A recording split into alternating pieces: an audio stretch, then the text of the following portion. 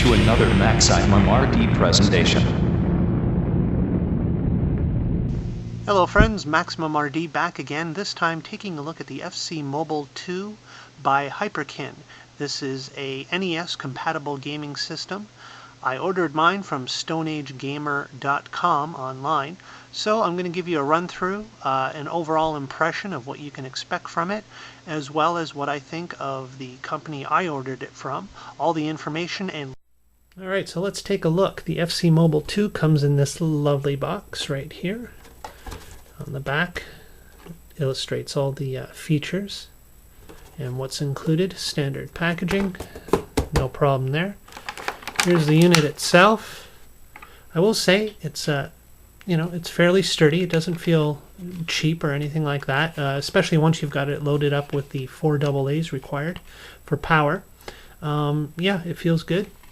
My understanding was that the original FC Mobile felt quite cheap and flimsy, and also when a cartridge was inserted, if you accidentally move the unit around too much, it seemed to cause some issues, etc. So I was very much looking forward to the follow-up, the FC Mobile 2. So anyways, taking a look here, have your start button right there. Select 2 front-mounted speakers that put out very good and loud sound, actually, surprisingly loud. There's your standard control pad right there. B and A buttons, which again, my understanding was on the original unit, many of them shipped originally with the B and A buttons reversed, which obviously caused some issue and annoyance with classic gamers, as it was opposite of the setup that they're used to. 2 more buttons right here, which pretty much just replicate the original 2 buttons. Reset switch right there. On the top, you got your on-off switch, DC adapter for power, external power, AV out right there, and a cartridge slot. There was a dust cover, a spring-loaded dust cover. It was a very flimsy piece of plastic, which in fact, so flimsy that it was broken when I received it. That is not a reflection on the distributor. I will get more into that later, more information on that later. I removed it. It was just such a flimsy piece of plastic. I know after inserting a cartridge 10 or 20 times, it probably would have fallen off anyways. So that said, that was the cheapest part of this whole package and the only part that I was not impressed with, to say the least. Don't let that dissuade you. Overall, what you're getting for $49 US is, a compatible NES clone, basically. Very compatible from what I understand. I believe it's even more compatible than the Retro Duo or the Yobo standalone Famiclones.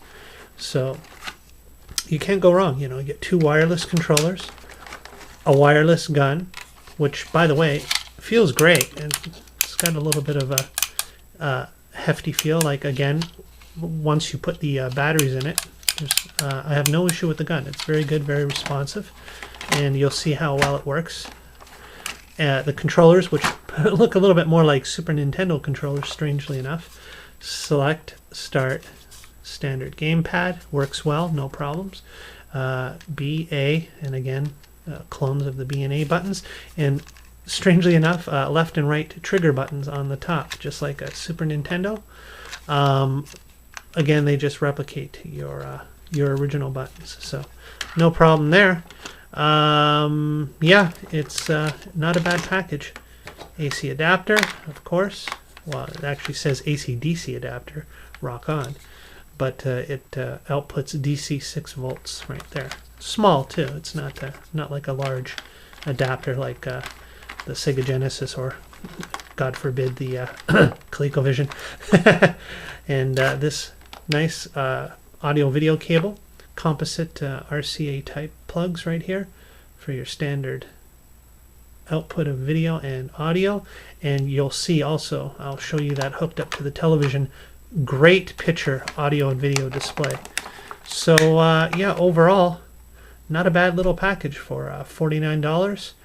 I mean, you're getting a compatible Nintendo basically, for a very low cost, good build quality, other than the flimsy dust cover, as I explained, and not bad. Not bad. As we go on, also to mention, there's a volume control right there and a infrared receiver right there for your wireless controllers, and even a headphone jack right there. So really cool. Also want to point out one last thing on the back where you insert your batteries on all the battery compartments. You got 4 AA's right here. I've already got those in, and 2 AA's in the game pads, and 3 AA's go into your gun. And all the battery compartments have a little screw here that you're going to have to take out to put the batteries in. Needless to say, that was very annoying. So I just removed the screw on all of them. You might want to do that too, because believe me, once you have the screw out, the batteries in, close the compartment. It's got these little clips here. These work very well. They're not going to open on you at all, so your batteries are not going to fall out. So I suggest you just remove the screws and never have to deal with them again, so you have easier access when you want to load batteries. Alright, so let's take a look at the gameplay and the gameplay on the television, and then I'll wrap it up with my impressions. Alright, I already know this is going to be really difficult to do in any meaningful manner. Now, I've popped in, this is Captain Skyhawk by Milton Bradley. I'll pop that sucker right in there and turn it on. Okay, let's see. Well, that's about the best I can do. But at the very least, you'll get an impression of the sound quality, which is quite loud, actually. It's not bad at all. If I can get closer to the screen. Push start, and just a very, very quick demonstration of my crappy gameplay. Bombs. Shots. Oh, there you go. It's one knife down already.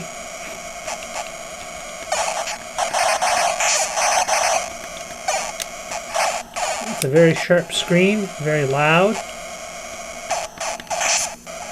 And that's it for now. Okay, let's switch over to the TV out function so that hopefully I can better demonstrate. Alright, now once again with Captain Skyhawk in the unit, turn it on. Okay, and with the audio video out plugged right in there.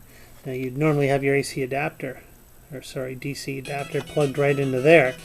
I've not plugged it in. I'm still running on batteries just for this demonstration purpose, which is fine. Funny thing I did notice is, you can see on the television here, okay, there's the game. It looks great. You can't really tell with the video camera here, but it's a very clear, sharp picture. No lines of interference or anything. A very good composite output display. Excellent. Great sound. I did notice a funny thing though, is the sound still, let me just get into the game, still seems to be coming out of the unit. You turn up the volume. So you've got kind of a weird thing going on with the sound coming out of the unit and the television. But anyway, so there you have the TV output, which you can see is quite good. Now, just for reference sake, let me pop in another game.